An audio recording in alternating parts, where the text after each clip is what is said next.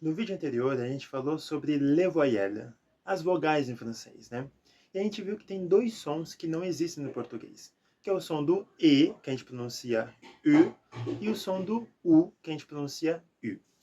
Agora, existe um negócio chamado encontro vocálico, quando você tem duas vogais que se juntam numa palavra. E aí o som gerado, ele é totalmente diferente do que está escrito, né? E é sobre isso que eu vou falar agora. Um deles, que é um dos principais, é quando você tem um A com I. A gente nunca vai falar I, a gente vai falar um som de E ou E, a depender da região e da palavra. Por exemplo, se eu quiser falar eu tenho em francês, seria j'ai. Se eu quero falar eu gosto, seria j'aime.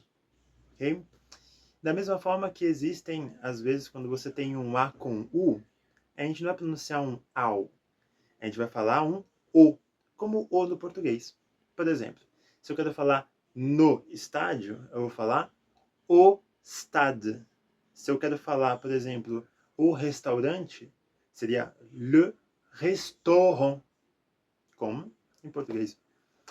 Agora tem um outro que é um dos mais lindos, na minha opinião, que é quando você tem esse O e o I.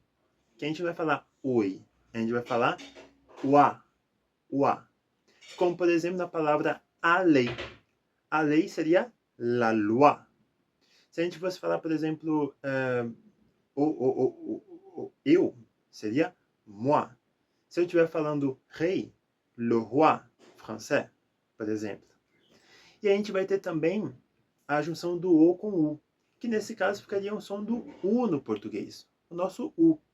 E aí a gente vai ter a palavra, por exemplo, a palavra para, que seria por, ou então a palavra poder, que seria le pouvoir.